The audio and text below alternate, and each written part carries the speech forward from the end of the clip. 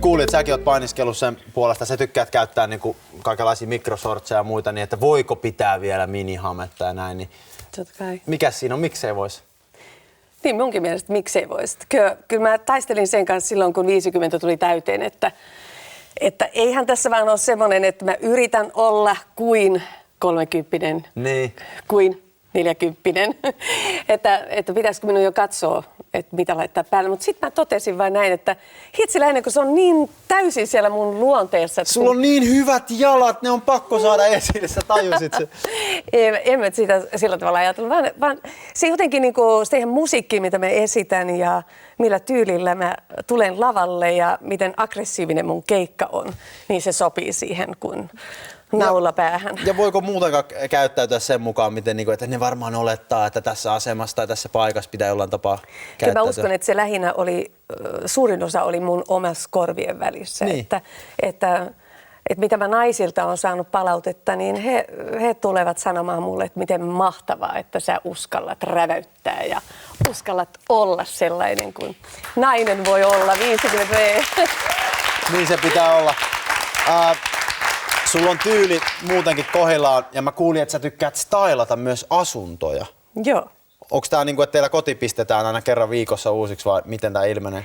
No ei, mutta mä tykkään kovasti sisustamisesta ja tykkään katsella muiden ihmisten asuntoja netistä. Joo, että miten ne niinku on sisustettu ja ai kauheat overiset tapetit, miksei toi vaihda niitä pois. Mä sisustan mielelläni, kyllä, ja tykkään myös puutarhanhoidosta, tai sanotaanko tässä ohjelmassa nyt paremminkin näin, kun on intohimo-aiheena, että pihanlaitosta. Niin ei niin kuin Ilkka Kanerva termejä meitä ruveta käyttää. Mutta sä oot vienyt, tai sanoin, että netissä kattelet näitä asuntoilmoituksia, niin sä oot vienyt sen pidemmälle. Et sä käyt ihan niin kuin paikan päällä asuntonäytössä tsekkaamassa, että minkälaisia kämpät on. Joo, jos mä löydän hyvän kohteen, että aiku ihanasti laitettu esimerkiksi pihaa tai ihanasti sisustettu tai ihana keittiö, niin mä haluan lähteä, jos on näyttö lähellä, niin katsomaan sen paikan päälle, että minkälainen se on. Onko sulla tekoviiksi, että ei ne tunnista se, kun sä käyt siellä? Tämän jälkeen se ainakin vaikeutuu. No mulla on ollut tähän asti hyvä, että mä oon ilman meikkiä mennyt ja sillä tavalla minua ei ole tunnistettu. Mutta nyt pirulauta, kun tuli iltapäivälehen kannessa, oli Eini ilman meikkiä, niin nyt tulet varmaan sitten tunnistetaan. Onko Eini lähtenyt talokaupoille? Ei, tulin Vaklaan kylppärin kaakeleita. Joo, kyllä mä oon saanut ihan rauhassa mennä katsomaan, että se on ollut tosi kivaa ja mä tykkään, se on musta tosi hauskaa ja kivaa. Se on ihan hyvä harrastus, miksikä se ei.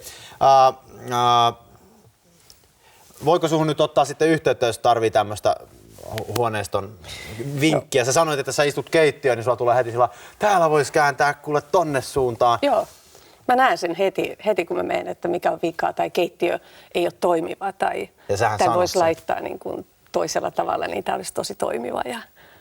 Ja sitten tämän päivän stylaus minua kiinnostaa kovasti. Sulla on lahjoja siinäkin. Ja sulla on sen lisäksi, että sä oot lähtenyt tähän niin kuin sisustusjuttuun, sä oot lähtenyt juomabisnekseen. Sulla on oma skumppa. Yeah. Joo.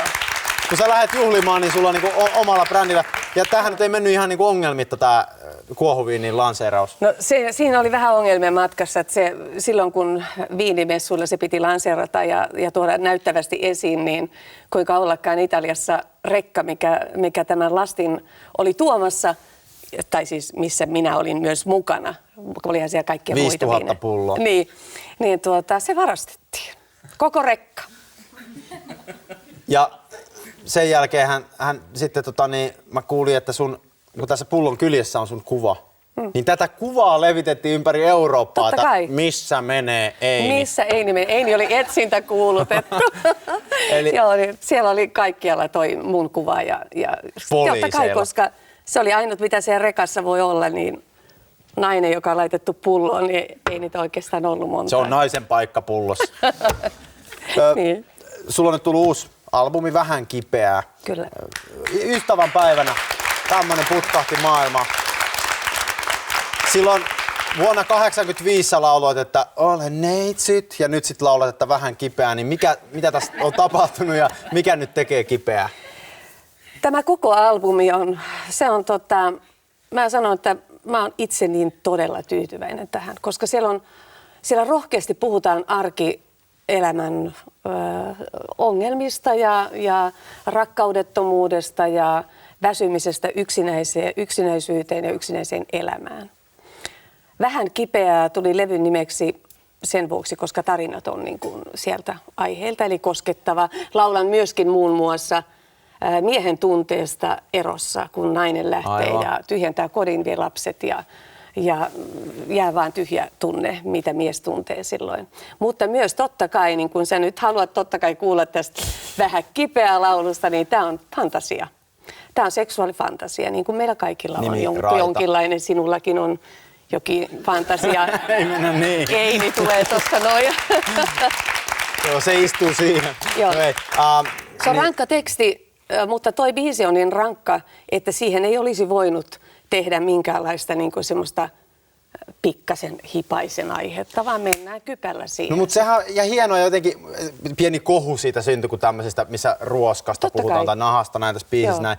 Niin onko se nyt niin, että aikuisen naisen seksuaalisuus on jotenkin semmoinen, että pitäisikö siinäkin olla jotenkin hys vai mikä siinä nyt niin kuohuttaa? No minusta se oli hyvä, että mä sohasin siihen aiheeseen, koska sehän aiheutti keskustelua, että ikääntyvä nainen, voiko se olla haluttu, himottu, voiko hän olla seksikäs, voiko hän tuntea tällaisia tunteita.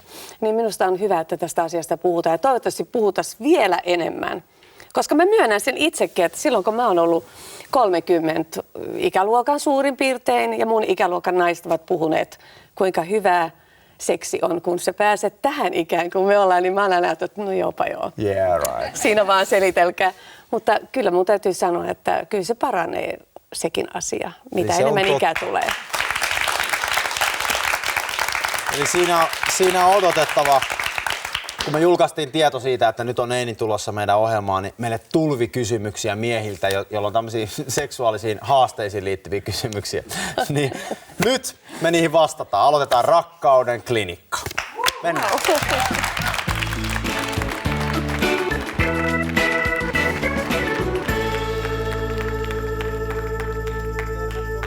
Lemmensoppeen ja kilistetään. Eikö te olette laittanut ihanaksi tämän lemmensopin? Ihanasti. Onko hyvin sisustettu? On. Näin. Meidän mieskatsojat on tosiaan lähestynyt meitä tämmöisillä lemmen kysymyksillä ja intohimoon liittyvillä haasteilla. Niin nyt me nähdään, Einihän hallitsee aihealueen, niin katsotaan löytyykö vastauksia. Toivottavasti löytyy ratkaisu kaikille. Ensimmäinen kysymys. Se tuli Kari-nimiseltä henkilöltä. Hän kysyy, miten Eini voi säilyttää intohimon pitkässä suhteessa? Eli miten voi niinku vuosikymmenten jälkeen niin sen kipinän ja intohimon suhteessa säilyttää? Toi on hyvä kysymys. Mä ajattelisin näin, että kaikista tärkeintä on se, että sä et pidä toista itsestäänselvyytenä, vaan jaksat pienellä koskettamisella, hellyyden osoittamisella pitää sitä liekkiä yllä. Silloin varsinkin kun on pienet lapset ja elämä on kiireistä, työ vaatii ja kaikki ympärillä vaatii sut koko ajan jotain, helposti unohtaa toisen. Ja kun se toinen on siinä koko ajan, niin täytä nyt toi astiapesukone ja täytä toi, mutta siinäkin kun käy pikkasen hipaisemassa, että kulta sä oot ihana, niin se on liekki, se intohimo pysyy siellä koko ajan vireänä. Se on siellä jossain, kun tulee sopiva aika ja kellot naksahtaa. Niin. Tässä oli Karille vähän niksiä sinne pyykinpesukoneen äärelle. Joo. Pikku sipaisuja sinne väliin. Seuraava kysymys on meidän katsojalta, jota askarruttaa. Mielenkiintoinen kysymys. Hän on Stig. Katsotaan se videolta. Moi Eini, sä oot ihana. Mulle tuli kaverilta 1-2 faksi. Tämä kaveri on tämmönen pitkän huiskea komea laulaja, muusikkomies, joka harrastaa puuman metsästystä ja hän haluaisi kysyä, että mitä sitten kun saa puuman satimeen, niin miten siitä sitten edetään? Oi, ihanasti. Jos joku Stigin kaveri, kuka tämän kysymyksen oli esittänyt, että saisi puuman satimeen, niin mitä sitten tehdään? No, sitten ei mitään muuta kuin tarjoat hänelle Eini kuohuvaa ja laitat soimaan pikkasen vähän sellaista romanttista musiikkia, mutta sitten ujutat jotenkin tämän vähän kipeää biisin siihen sitten niinku. Ja vähän himmataan valoja. Vähän himmataan valoja. Tällä toimii. Sä saat sen satimeen. Okei, meillä on vielä yksi ja viimeinen kysymys. Sekin on hyvin kinkkinen ja vain sä pystyt siihen vastaamaan. Se meille esittää Kai Kunnas. Oi Eini rakas, vastaa sä mulle. Kiitos jo etukäteen tosi suuri sulle. Nääs kun jo kauan mun mieltäni painaa, et jos yhdessä katsoo vaikka jotain seksirainaa, niin syttyykö siinä nainen vai hiipuuko halu? Kun kaiken näkee, on sit kyseessä tosi iso tai pienen pieni kalu.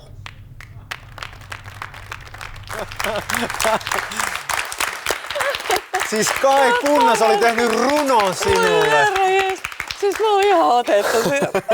Ja pitkä Siis runo tarkoittiko vielä. hän, että jos näkee sen iso ja sitten jos itsellä on ihan tommonen.